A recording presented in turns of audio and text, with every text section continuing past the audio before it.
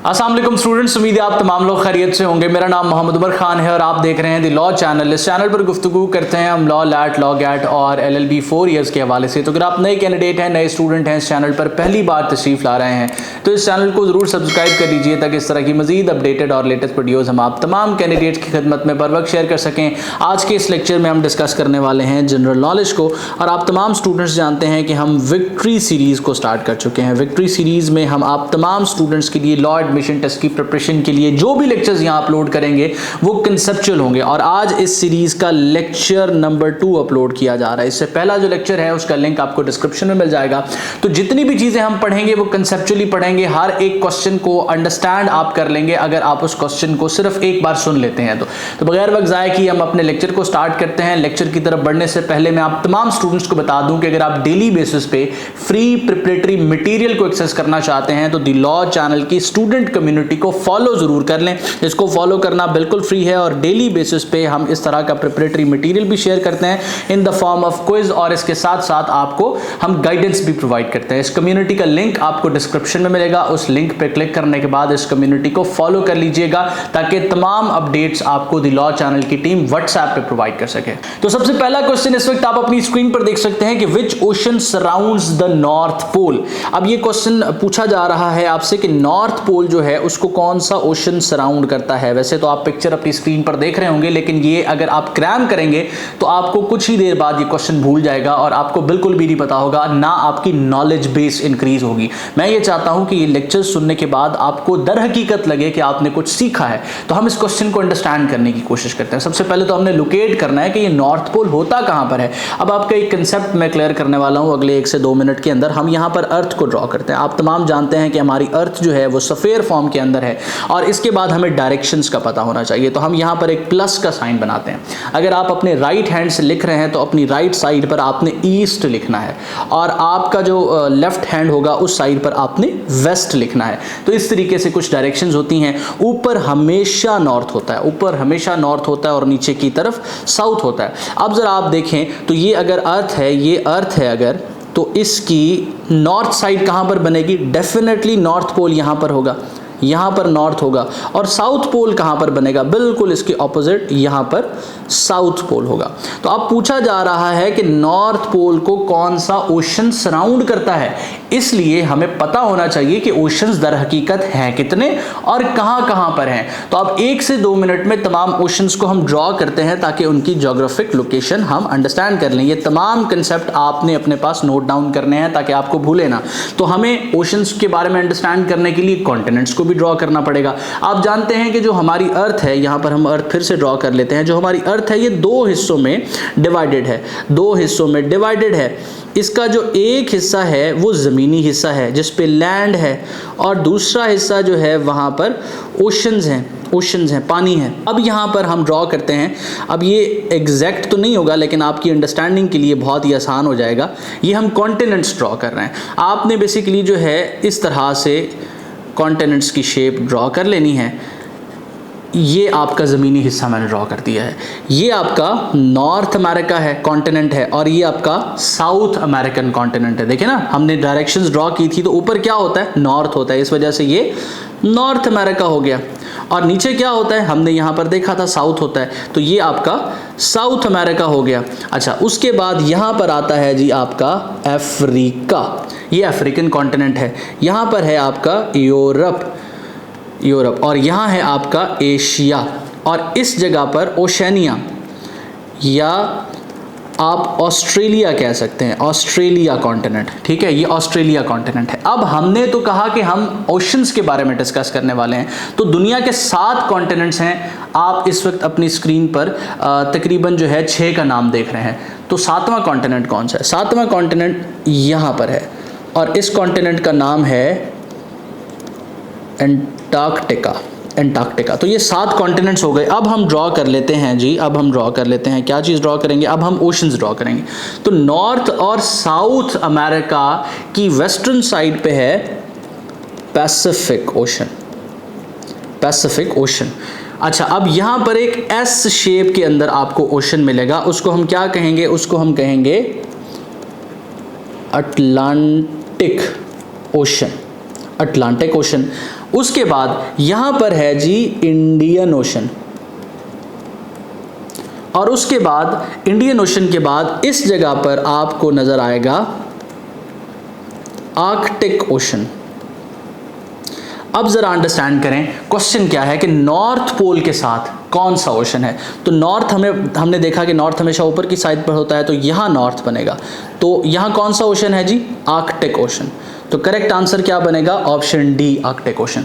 तो अगर इस तरह से, अब ये अगर मैप आपने एक बार अंडरस्टैंड कर लिया ना, ओशन से रिलेटेड, कॉन्टिनेंट से रिलेटेड कोई भी क्वेश्चन होगा, इवन स्ट्रेट से रिलेटेड, गल्फ से रिलेटेड, बे से रिलेटेड कोई क्वेश्चन होगा, आप उसको बासानी समझ सकेंगे, क्योंकि ये क्वेश्चन समझे बगैर कभी भी आप आंसर नहीं कर सकते। उसके बाद नेक्स्ट क्वेश्चन आप अपनी स्क्रीन पर देख सकते हैं, the black forest is located in. Black forest जो है वो कहां पर लोकेटेड है, ये आपसे पूछा जा रहा है। तो अगर आप अपनी स्क्रीन पर यहां मैप देखें तो ये बॉर्डर है, ये बॉर्डर है किसका जी, ये आप बॉर्डर देख रहे हैं जर्मनी का। तो ब्लैक फॉरेस्ट जो है वो यहां पर लोकेटेड है। तो ऑप्शन जो सी है वो इसका दुरुस्त जवाब है। आप इस क्वेश्चन से आइडिया ले सकते हैं कि फॉरेस्ट के हवाले से भी, जिस तरह लास्ट लेक्चर में हमने अमेज़न रेन फॉरेस्ट के हवाले से डिस्कस किया था, उससे रिलेटेड भी क्वेश्चन पूछे जा सकते हैं। उसके बाद नेक्स्ट क्वेश्चन है कि which continent is crossed by both the equator and the prime meridian. तो कौन सा ऐसा कॉन्टिनेंट है जहां से इक्वेटर और प्राइम मेरिडियन गुजरते हैं। अच्छा, अब इक्वेटर और प्राइम मेरिडियन के बारे में बहुत से स्टूडेंट्स को नहीं पता होगा, तो हम अर्थ को ड्रॉ कर लेते हैं और इक्वेटर और प्राइम मेरिडियन में एक बार दोबारा से आपको समझा देता हूं। हाँ, आप तमाम स्टूडेंट्स को मैंने अभी प्रीवियस स्लाइड में बताया कि हमारी अर्थ इस तरह से स्फीयर है। तो अर्थ जो है बेसिकली, इसको जब दो हिस्सों में डिवाइड किया जाता है, दो इक्वल हिस्सों में डिवाइड किया जाता है, तो ये 0 डिग्री बनता है और इसको हम कहते हैं इक्वेटर। इसको हम कहते हैं इक्वेटर। जब अर्थ को दो इक्वल हिस्सों में डिवाइड किया जाएगा, 0 डिग्री पर एक लाइन, एक इमेजिनरी लाइन ड्रॉ की जाएगी, एग्जिस्ट नहीं करती, लेकिन जमीन को अंडरस्टैंड करने के लिए, लोकेशंस को अंडरस्टैंड करने के लिए, कोऑर्डिनेट्स को अंडरस्टैंड करने के लिए, कौन सी चीज कहां पर है, इस चीज का आइडिया लेने के लिए हमें इसको एंगल्स में डिवाइड करना पड़ेगा। तो इस वजह से जो बिल्कुल सेंटर में एक लाइन होगी, एक इमेजिनरी लाइन, उसको हम इक्वेटर कहेंगे। इक्वेटर के ऊपर 23.5 डिग्री ऊपर एक लाइन होगी जिसको हम ट्रॉपिक ऑफ कैंसर कहेंगे, और इसके 23.5 डिग्री नीचे एक और लाइन होगी जिसको हम ट्रॉपिक ऑफ कैप्रिकॉर्न कहेंगे।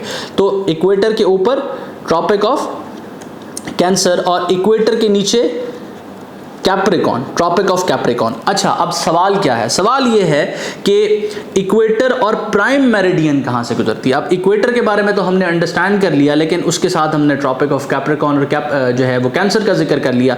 तो ये प्राइम मेरिडियन क्या है। तो जिस तरह से ये ज़मीन आप देख रहे हैं ना, ज़मीन को वेस्ट से ईस्ट की तरफ जो लाइन तकसीम करती है दो इक्वल हिस्सों में, वो तो इक्वेटर हो गई।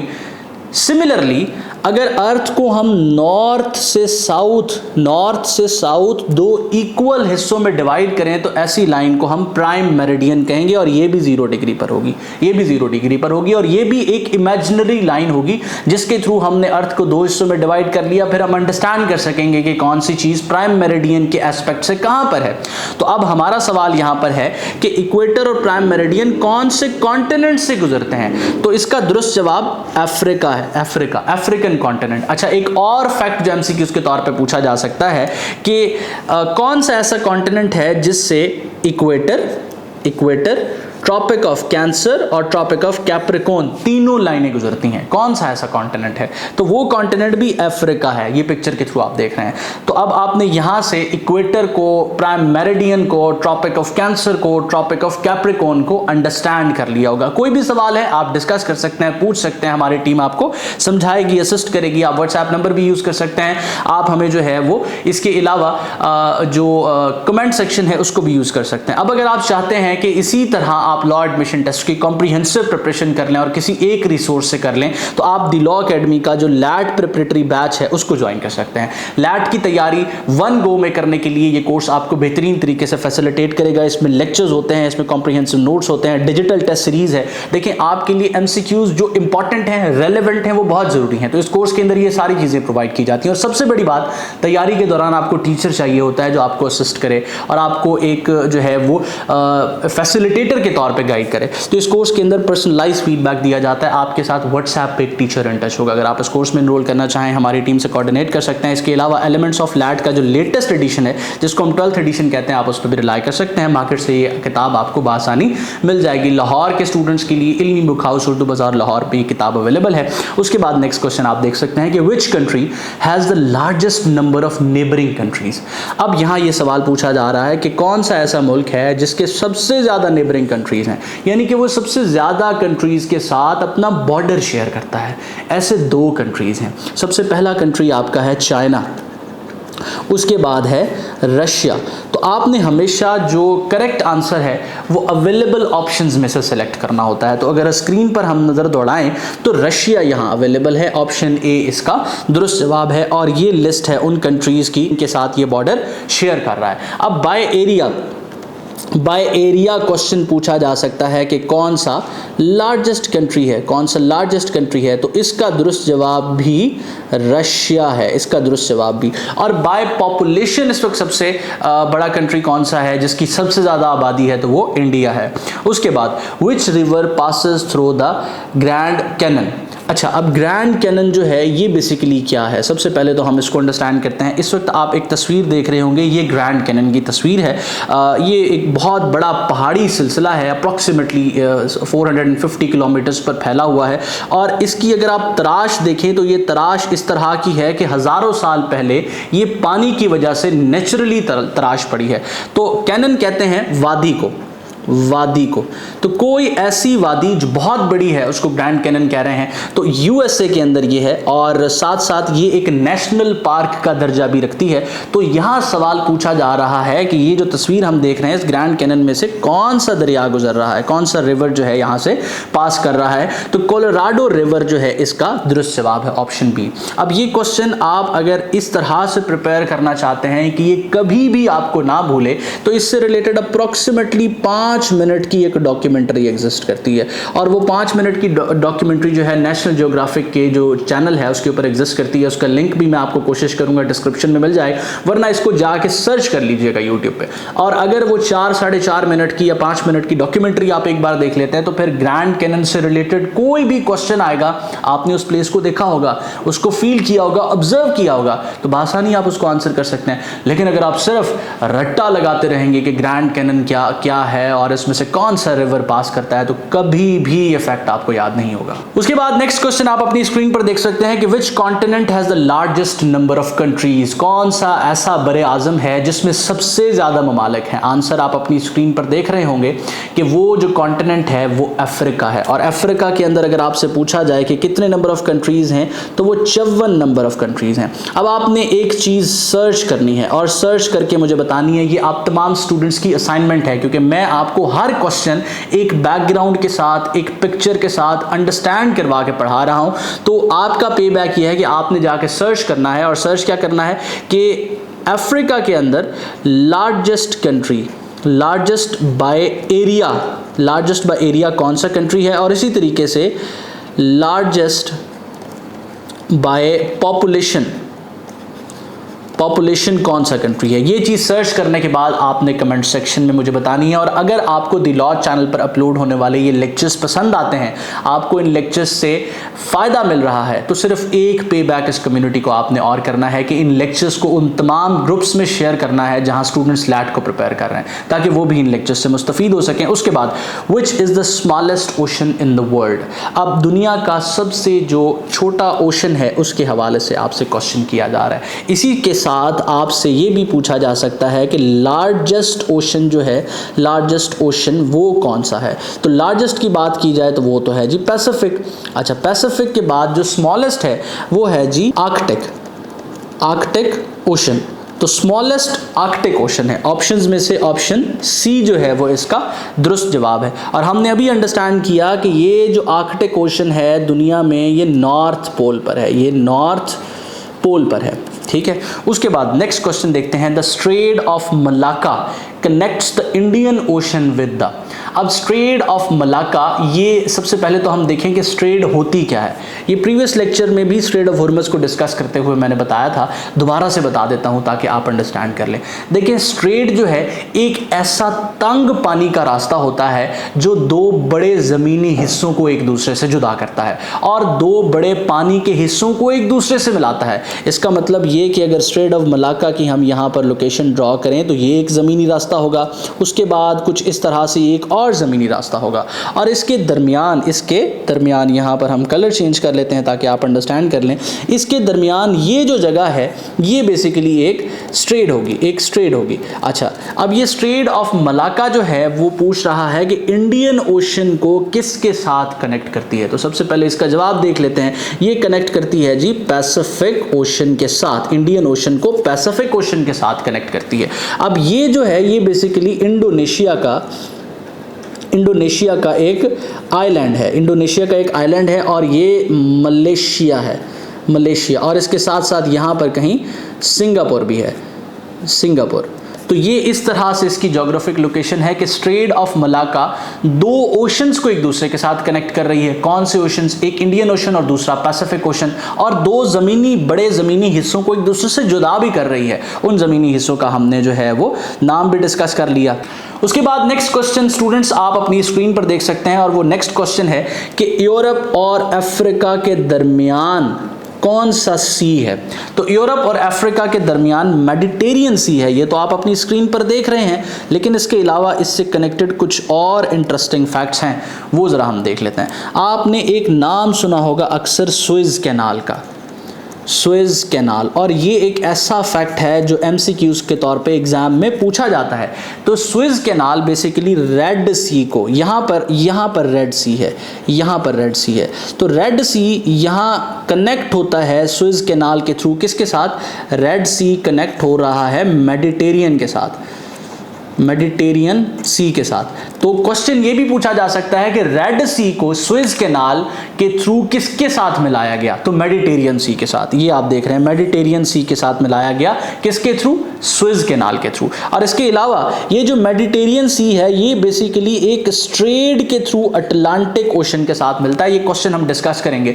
तो वो जो स्ट्रेट है उसका क्या नाम है? हमने अभी डिस्कस किया कि स्ट्रेट एक ऐसे तंग पानी के रास्ते को कहते हैं जो दो बड़े जमीनी हिस्सों को जुदा कर रहा हो और दो बड़े पानी के हिस्सों को एक दूसरे से मिला रहा हो। तो यहां देखें स्पेन और मोरक्को एक दूसरे से जुदा हो रहे हैं, यहां पर एक नैरो वाटर बॉडी है और इसके साथ मेडिटेरियन सी और अटलांटिक ओशन एक दूसरे के साथ मिल रहे हैं। तो इस स्ट्रेट का नाम स्ट्रेट ऑफ जिब्राल्टर है। ये भी आपने याद कर लेना है। इसको सिंपली अगर समझना है रिवाइज कर लें, 2 बार 3 बार सुने।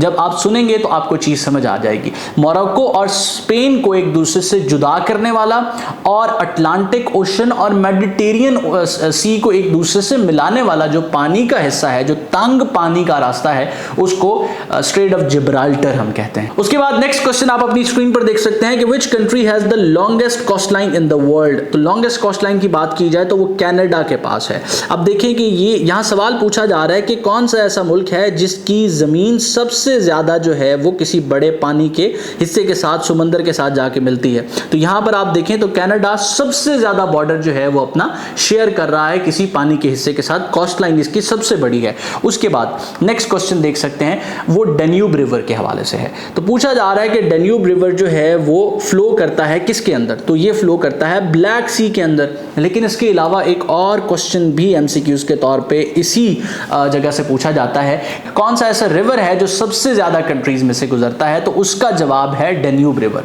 डेन्यूब रिवर जो है तकरीबन 10 ममालिक में से गुजरता हुआ ब्लैक सी के अंदर आके गिरता है। उसके बाद नेक्स्ट क्वेश्चन आप देख सकते हैं, world war 1 began in. World war 1 जो है ये स्टार्ट होती है 1914 के अंदर और इसका इख्तिताम होता है 1918 के अंदर। तो ये क्वेश्चन भी MCQs के तौर पे आपसे पूछा जा सकता है। उसके बाद which country is called the cross roads of Europe and Asia. तो यूरोप को एशिया के साथ मिलाने वाले मुल्क की यहाँ पर बात हो रही है। हमने प्रीवियस लेक्चर में देखा था ट्रांसकॉन्टिनेंटल कंट्री के हवाले से। तो आप देखें कि ये जो तुर्की का हिस्सा है ये कहाँ पर है? ये एशिया के अंदर है और ये जो है ये बेसिकली यूरोप के अंदर है। तो ये एक क्रॉस रोड के तौर पे काम कर रहा है। तो इसका दुरुस्त जवाब ऑप्शन ए है। उसके बाद which famous monument is located in Agra. तो मुख्तलिफ जो है वो हिस्टोरिकल साइट्स हैं या आर्कियोलॉजिकल साइट्स के हवाले से, ये अब आर्कियोलॉजिकल साइट तो नहीं है लेकिन जो हिस्टोरिकल साइट्स हैं और इसके अलावा जो वंडर्स ऑफ द वर्ल्ड हैं, जो 7 वंडर्स ऑफ द वर्ल्ड हैं, उसके हवाले से भी क्वेश्चन पूछा जा सकता है। तो फेमस मोनूमेंट के हवाले से पूछा जा रहा है जो आगरा के अंदर है। मैं सिर्फ इसका टॉपिक आपको बता रहा था कि किस टॉपिक से ये सोर्स्ड है। तो आगरा के अंदर आप जानते हैं कि ये जो एक ग्रैंड स्ट्रक्चर आप देख रहे हैं, ये अगर आपको ऑप्शन ना भी दिए जाएं तो आप जो है वो हाईलाइट कर लेंगे कि ये ताजमहल है। ऑप्शन बी इसका दुरुस्त जवाब है। उसके बाद द बर्लिन वॉल फेल इन। तो बर्लिन वॉल जो है उसका जो इंसिडेंट है वो 1989 के साथ कनेक्टेड है, जिसकी वजह से symbolic end of the cold war हुआ था। कोल्ड वॉर से रिलेटेड फैक्ट्स को हमने लास्ट लेक्चर में डिस्कस किया था।